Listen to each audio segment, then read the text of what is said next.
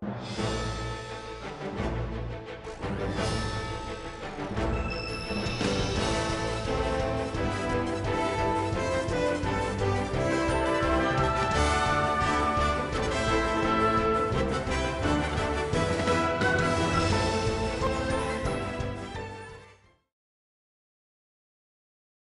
what's going on, guys? Welcome to the Final Fantasy Brave Exvius video.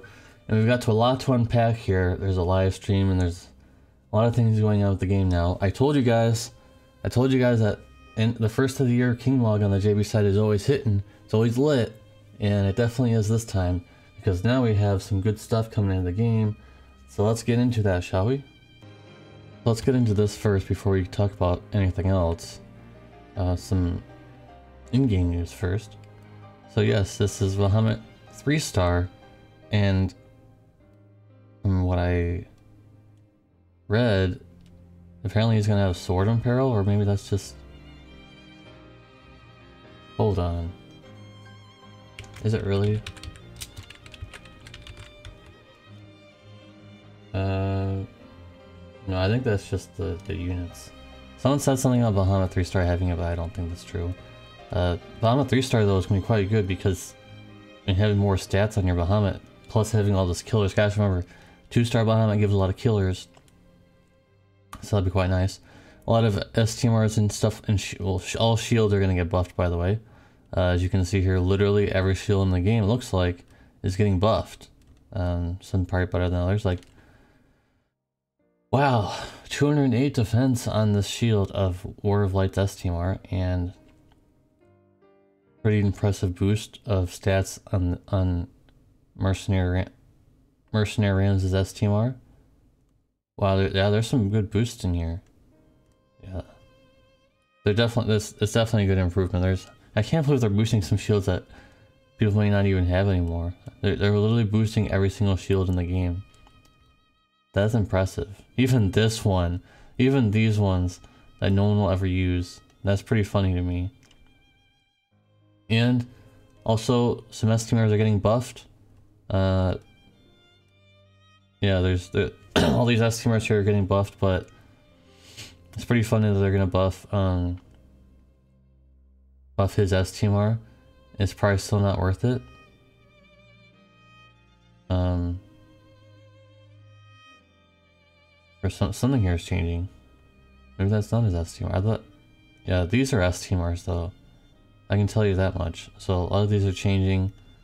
Maybe they're not showing everything just yet. But these two are getting enhancements, which I didn't see the news about that. So that's interesting. Obviously we can't know anything about them, but considering the last enhancements were pretty decent. In fact, I mean, Edward's enhancements were pretty good. Noctis, I don't think he's gonna be that good, because he's a finisher, basically. I mean, he can be a chain or two, but I just don't really see anything happening with Noctis. Arden, on the other hand, could potentially be good.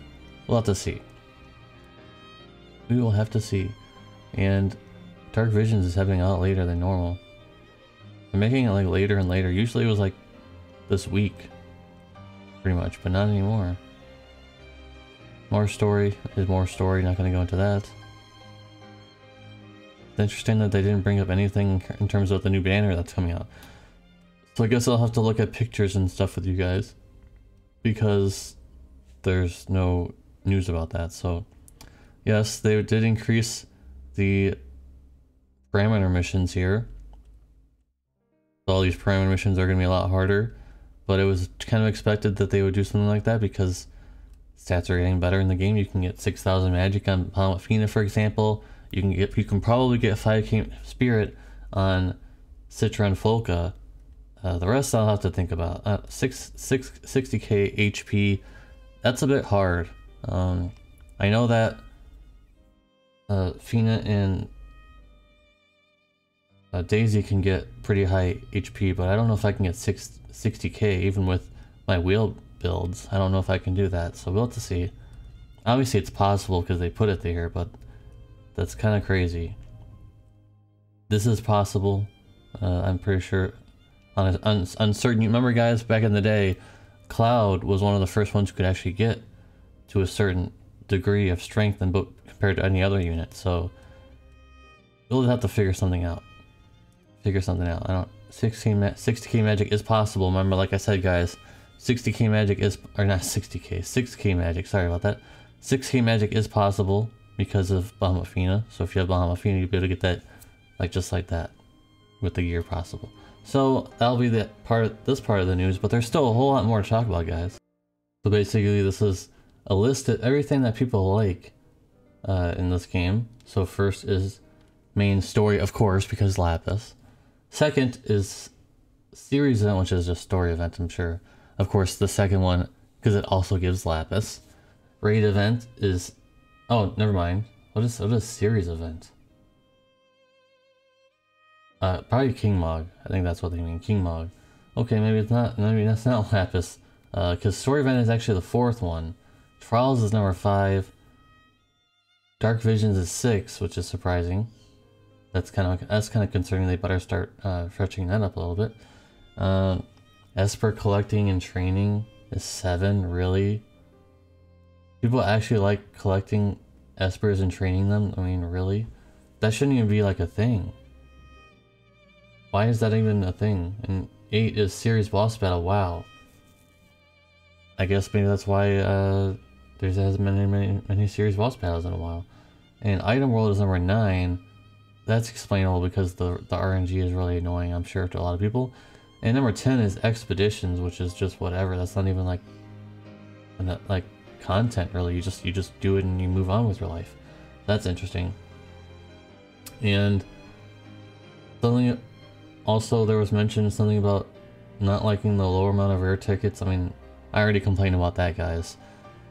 They're slow on that train of complaints. I made a video on that a long time ago already.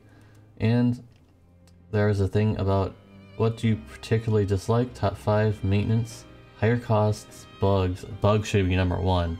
Maintenance is what usually, guys, maintenance on the JB side is like a done deal. It's like this and this and that's it. There's rarely ever extended maintenances or anything like that compared to the global side. So I don't know why bugs is not number 1. If I were to do this, bugs would be number 1. Bugs should be higher than anything else on this list. So to recap, number 1 is maintenance, which honestly is just ridiculous. 2 is higher costs. I guess more Lapis costs, I guess. 3 is bugs, which, like I said, should be number 1. 4 is not enough for summon tickets. That should be number 2. And number 5 is fests, which is, I mean, at this point, who cares? What is the hardest part of the game? Number 1 is enemy gimmicks. Number 2 is battle mechanics. Number 3 is chaining. Number 4 is damage calculations, which is tough sometimes. And number 5 is notations, which I don't know what that means. So maybe you guys in the comment section know what a notations means. In terms of this game, not, oh, this is what the definition. I know what the definition is. What's the context of why they would say notations would be that. What would you want to be included in a future app update? Top 5. Lowering application capacity. They already said that they're going to be doing that, by the way. They're going to be reducing the size of the game. I don't really know how they're going to do that, but they will. Improving filter search functions. They're already going to be doing something like that, guys, so hopefully we can find a picture of it, but you can actually type in, hey, I want to find this, and it'll come up as something. It'll be a little harder on the JP side, but we can figure something out here. Hopefully we can copy and paste in the AND app, for example. That'd be quite nice. Number 3 is improve pushing buttons at the same time in battle, I guess. Number 4 is more Esper in Esper training. Well, they already made 3-star Bahamut. And number 5 is party steps, which they've kind of already done a whole lot of. So this next update will include multi-fusion system, which I guess is pretty interesting. Like, friend units not disappearing after quest clear. Wow, friend unit not disappearing after quest clear, guys. I just want to say that one more time, because I've had a lot of problems with the JP side in terms of friend lists over the past few months. I'm just gonna say it really clearly like this. Look, friend units not disappearing after quest clear. I'm just gonna say that. I'm just gonna say that a few times, guys. That's insane. The equipment search bar, what if you can see a picture of this? It's gonna be confusing. So like I said guys, here's the search bar. You can type in what you need to search and it'll come up as something, right? I'm trying to make this as quickly as possible guys, there's a lot to go over. So also, item origin source descriptions added. I guess that's quite nice to see. Oh, maybe how did I get this item again? Kind of thing. Double speed, less time being waves. Okay. Scenario ×2 playback speed. Okay. I don't really know what that means, but okay. Multi-fusion system. Merges your units 1 to 4 star bases only. It will use non-TMR'd units as base and merge with other copies into it. If a unit reaches 100% TMR, another unit will be used as base and the process will continue. Locked units won't take taken into account. Of course it won't. Finally, you don't have to go through and just singularly do that. That's quite nice. It's probably one of the best things in the game now. Balances and adjustments. Talking about things like Holy, for example, would be quite nice as a change. There's some things going on. We're not really going to go into that too much because we want to speed this up. But the shields and stuff, like I said, are being buffed, like I mentioned. And more story. A lot more story. And finally, I think we're going to be going into the banner here. So let's get into the banner, guys. So we've got the new Vision Noctis. New Vision Noctis is here, and he's going to be quite awesome. Quite amazing, I'm sure. So let's quickly go over what he does. Base form as an attacker, and also his base shift form as an attacker. Azure Sword Noctis, that's what his name is. So his TMR is Balmung. Sword, 162 attack, pretty decent. One-handed. So passive light damage increase. Oh, and on the TMR, this is quite good. I assume this. Oh, the second one's only limited. I was just like, oh, it's only limited. No. So it increases light damage buff, and also jump damage was increased by 100%. But this is limited to Noctis and Arden versions. STMR is close, 57 attack, 30 defense, 40 spirit, 50% light resistance, jump damage 100%, and physical undead killer on a close. That's pretty good. So he's gonna basically be a jumper. He's apparently locked to light, I guess, but it's okay. And he's gonna be someone who can do undead killing, so it's quite good. So there's that. We're gonna quickly move over to the one that I care more about, even though I like them both.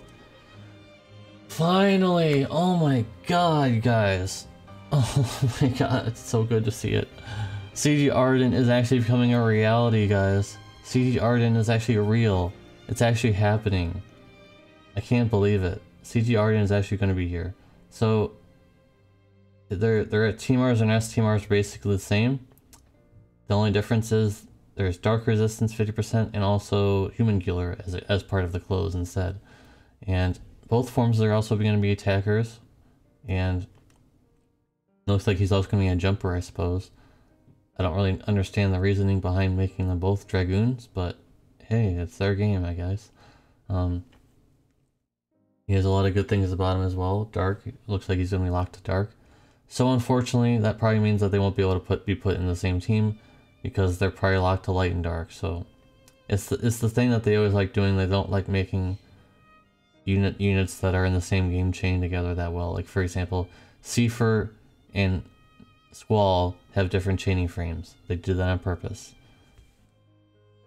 Okay, and moving on, we got Cindy.